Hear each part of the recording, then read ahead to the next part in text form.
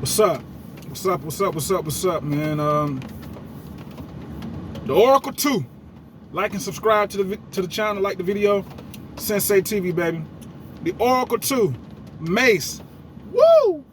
Wow! Dang! Man, if y'all ain't checked out that Oracle 2, y'all need to check out that. Mase dropped a new joint yesterday. The Oracle 2. The Liberation of Mase. Or something like that. Man, we gotta touch on to a couple of details that he was, pinpointing on in the song, man. Mase, man, this is a legend, man, living legend that we all know him as. I did not know that Mase wrote a lot of records, for like in general. I didn't know he wrote a lot of records for different artists, and most importantly, he wrote all of Puff's songs. After Big passed away, Mase took the crown and he was writing all Puff joints. All the hits that we know Puff to have, that he sampled over, through the late 90s and the early 2000s, was all Mase. And in the Oracle 2, in that song, The Liberation of Mase, he was talking about how the voice of St. James, he's still haunted by the voice of St. James. A lot of people don't know what Mase meant by when he said he's hunted by the voice of St. James.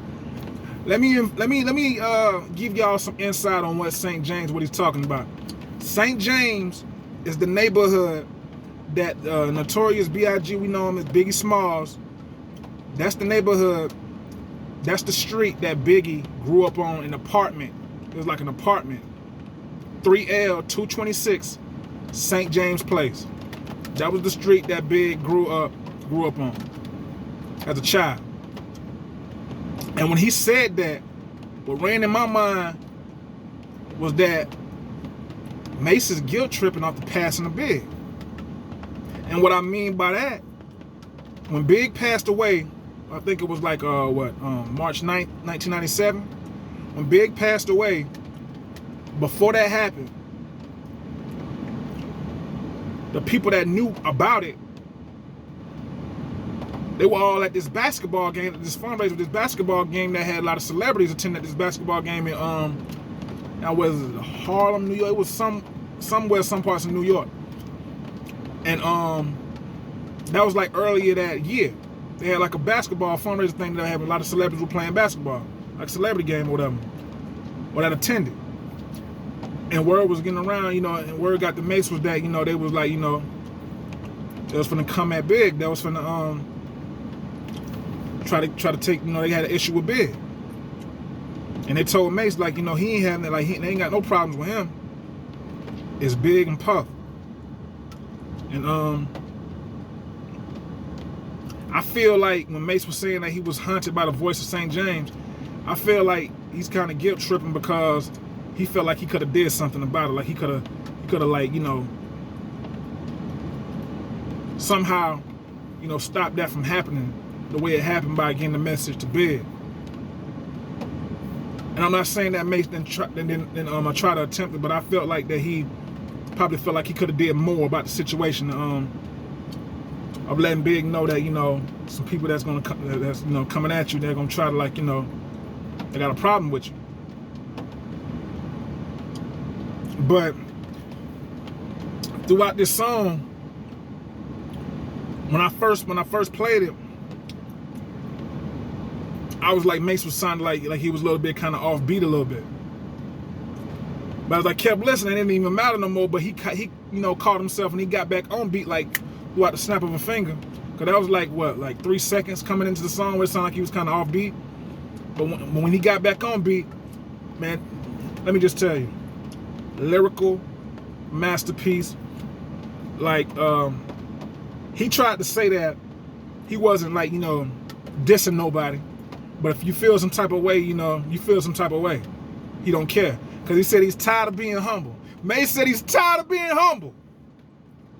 But in this song, not only that stuck out to me was about the voice of the haunting of the voice of Saint that's running through his head about the haunting by St. James, by the voice of St. James. Not only did that stick out at me, but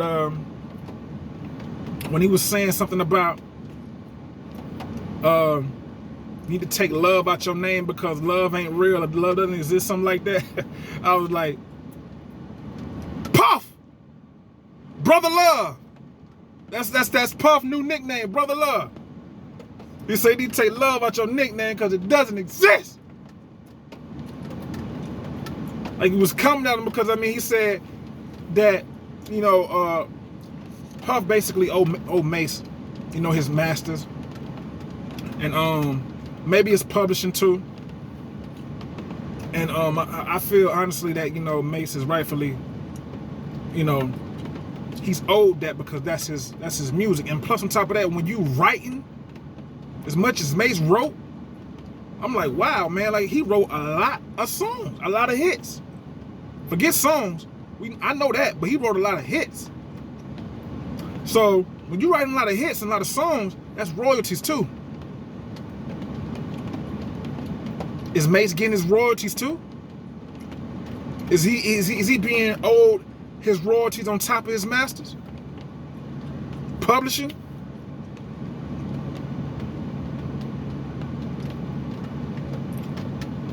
And this situation is way different from Freddie P, because Freddie P, we all know that he's not Mase. He haven't put out, you know, nowhere. He's not Mase. We know that.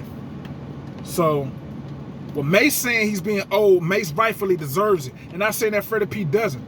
But these are two complete different situations because Mase put in a lot of work.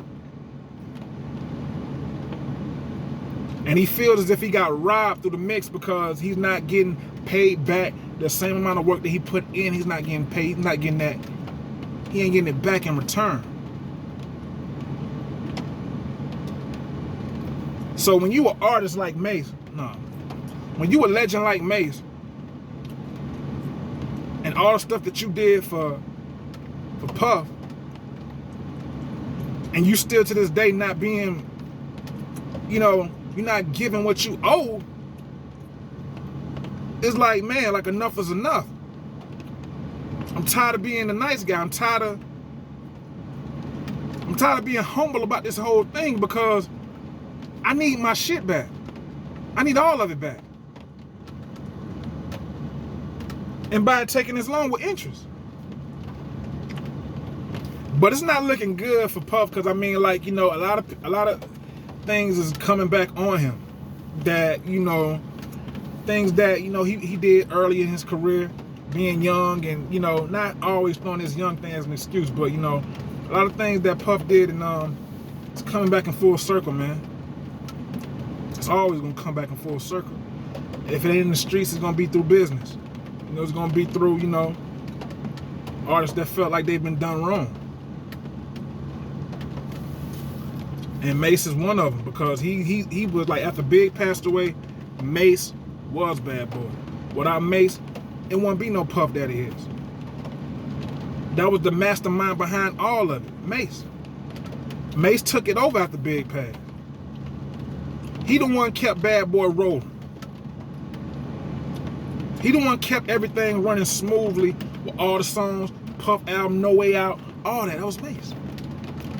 And he even said something about No Way Out. It's No Way Out. Like he said, he pinpointed that in the Oracle 2 too.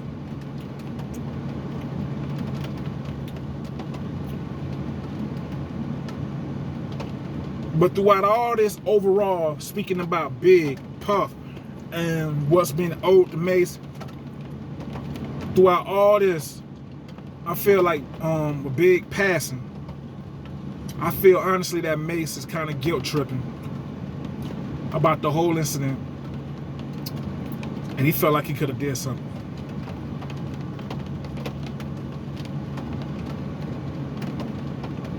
I felt like actually he felt like he could have did something. He could have said something, and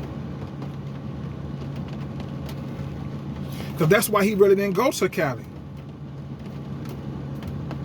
He knew something was finna go down. Because he was in there with Brandy, allegedly. So, I